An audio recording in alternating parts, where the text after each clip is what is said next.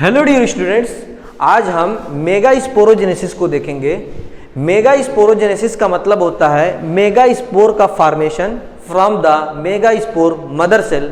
Mega sporogenesis का मतलब, genesis का मतलब ये होता है प्रोडक्शन, मेगा स्पोर का production from the megaspore mother cell.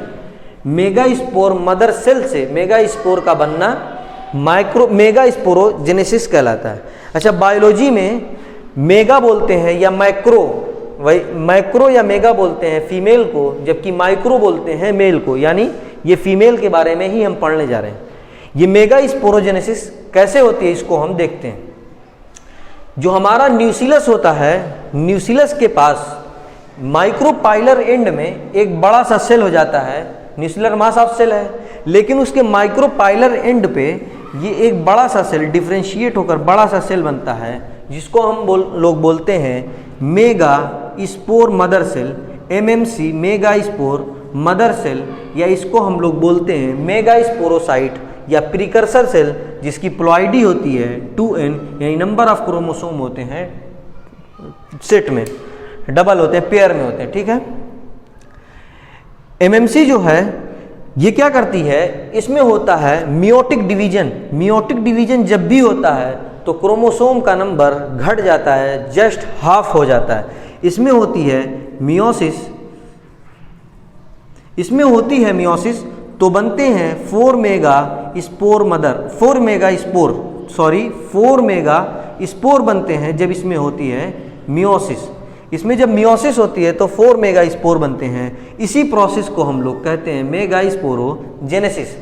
अब होता क्या है, ये 4 में से 3 मेगा स्पोर डीजेनरेट हो जाते हैं, एक से ही डेवलपमेंट होता है। इसमें से 3 जो होते हैं ख़त्म हो जाते हैं, एक ही से डेवलपमेंट होता है। इसी से डेवलप होकर बनता है एम्ब्रियो सैक, जिसको हम बोलते हैं फीमेल गैमेटोफाइट। इसको हम बोलते हैं एम्ब्रियो सैक या फीमेल गैमेटोफाइट, जो बना है किससे, मेगा स्पोर से बना होता है। फीमेल गैमेटोफाइट भी बोलते हैं, FG मैंने लिख दिया, फीमेल गैमेटोफाइट। ये बनता है किससे, एक ही मेगा स्पोर से बनता है, 3 तो खत्म हो गए। ऐसे डेवलपमेंट को एनसीईआरटी में परिभाषित किया गया है, डिफाइन किया गया है कि ऐसे को हम बोलते हैं मोनोस्पोरिक डेवलपमेंट, क्योंकि मोनो का मतलब एक होता है साइंस में। मोनोस्पोरिक डेवलपमेंट से बन गया हमारा एम्ब्रियो सैक। अब जो ये मेगा स्पोर का न्यूक्लियस होता है फंक्शनल वाले का, 3 तो हो गया खत्म, उसका काम ही छोड़ दीजिए। जो फंक्शनल वाला मेगा स्पोर बचा है, उसके न्यूक्लियस में होता है माइटोसिस डिवीजन। इस माइटोसिस डिवीजन से क्या होता है, बनते हैं 2 न्यूक्लियस। दोनों न्यूक्लियस अपोजिट एंड पे चले जाते हैं, 2 न्यूक्लियस बनते हैं और दोनों चले जाते हैं। एक बार जब माइटोसिस हुई है, इससे पहले माइटोसिस यहाँ हुई है, तो क्या हुआ, माइटोसिस जब हुई है, यहाँ ऐसे हम साफ साफ लिख देते हैं कि मेगा स्पोर में एक बार माइटोसिस होती है, मेगा स्पोर में फंक्शनल वाले में एक बार माइटोसिस होती है तो 2 न्यूक्लियस बनते हैं, 2 न्यूक्लियस बनते हैं माइटोसिस। ये डिवीजन होता है माइटोसिस, इसकी प्लॉइडी होती है N, क्योंकि मियोसिस हो चुकी है तो इसकी प्लॉइडी हो चुकी है आधी। तो 2 न्यूक्लियस बने, एक बार फिर से न्यूक्लियर डिवीजन होगा तो बन जाएंगे 4 न्यूक्लियस। ठीक है, एक बार फिर यहाँ माइटोसिस होती है, इसके बाद फिर एक बार माइटोसिस होगी, इसके बाद 8 न्यूक्लियस बन जाएंगे अपोजिट एंड पे। अपोजिट एंड पे 8 न्यूक्लियस बनेंगे। ये जो न्यूक्लियर डिवीजन होता है, ये टोटली फ्री न्यूक्लियर डिवीजन होता है, यानी सेल वॉल का फॉर्मेशन नहीं होता है। सेल वॉल शुरू में नहीं बनती है, बाद में बनती है। यहाँ आकर जब डिवीजन हो चुका होता है तो सेल वॉल का फॉर्मेशन होता है 6, इस 8 न्यूक्लियस में से 6 न्यूक्लियस पे बनती है सेल वॉल, जिसमें से 3 सेल को हम लोग बोलते हैं एंटीपोडल सेल, जो चलाजल एंड पर पाए जाते हैं, और 2 को बोलते हैं सिनर्जिड सेल, और उसमें एक होती है एग सेल। तो ये होता है हमारा एम्ब्रियो सैक, जिसके अंदर 3 सेल होती है, चलाजल एंड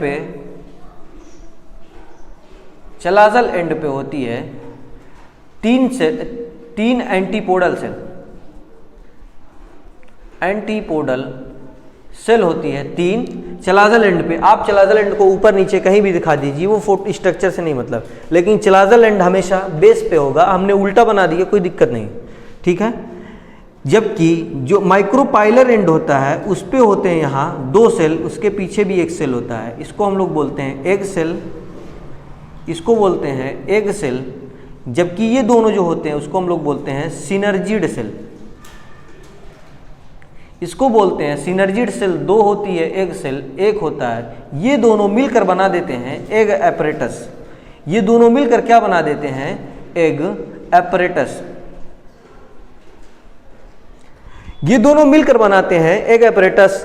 ये सबके पास एक एक न्यूक्लियस होता है। ये 6 सेल जो हमने बनाया है सबके पास एक एक न्यूक्लियस होता है। तो हमने 6 न्यूक्लियस, जबकि 6 सेल ही को हमने देखा है। इस सेल को हम बोलते हैं लार्ज सेंट्रल सेल।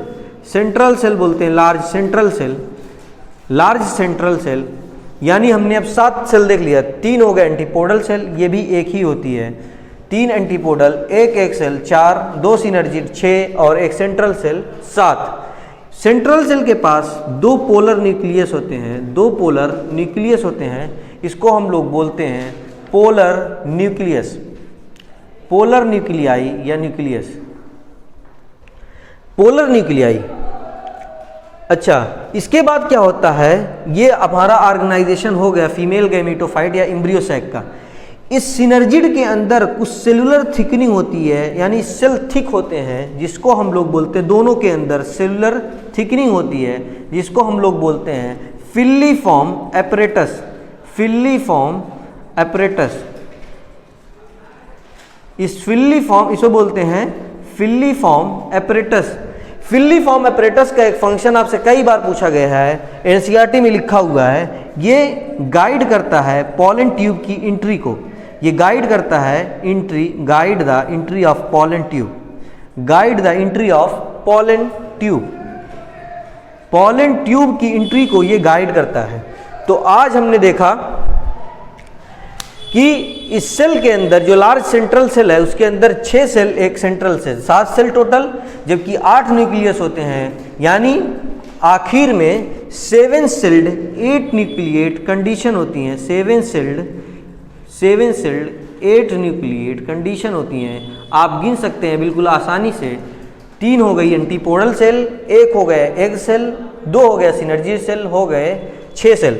एक होता है सेंट्रल सेल 7 सेल, जबकि सेंट्रल सेल के पास 2 न्यूक्लियस, इन सब के पास एक एक न्यूक्लियस। इसीलिए 7 सेल्ड 8 न्यूक्लिएट कंडीशन हम बोलते हैं, क्योंकि टोटल 8 न्यूक्लियस होता है, 7 सेल्ड होते हैं। ठीक है, तो आज हमने देखा मेगा स्पोरोजेनेसिस के बारे में। मेगा स्पोरोजेनेसिस कैसे होती है? न्यूक्लियस के अंदर माइक्रोपाइलर एंड पर एक सेल साइज में बढ़ जाती है, लार्ज हो जाती है। उसी को हम बोलने लगते हैं मेगा स्पोर मदर सेल। उसी के अंदर मियोसिस डिवीजन हो जाता है, तो 4 मेगा स्पोर बनते हैं, जिसमें से 3 डी जनरेट हो जाते हैं, एक ही काम का बचता है। ऐसे डेवलपमेंट को हम मोनोस्पोरिक बोलते हैं। इसी मोनोस्पोरिक मेगा स्पोर से बनता है एम्ब्रियोसैक। इसी एम्ब्रियोसैक के अंदर पाए जाते हैं 3 चलेजल, 3 एंटीपोडल सेल, 2 सिनर्जिड, एक एग सेल, एक सेंट्रल सेल। ये जो न्यूक्लियस सब बने हुए होते हैं, 3 बार माइटोसिस होती है, फिर न्यूक्लियर डिवीजन होता है, यानी सेल वॉल का फॉर्मेशन तुरंत नहीं होता है। इस 2 सिनर्जिड और एक एग सेल मिलकर बनाते हैं एग एपरेटस, जबकि सिनर्जिड के अंदर सेलुलर थिकनिंग होती है, जिसको हम बोलते हैं फिल्लीफॉर्म एपरेटस। इनका काम होता है guide the entry of pollen tube. ठीक है, आज के लिए इतना ही, लेकिन दोनों वीडियो आप ज़रूर देखिएगा और शेयर भी करिए। ठीक है, थैंक यू।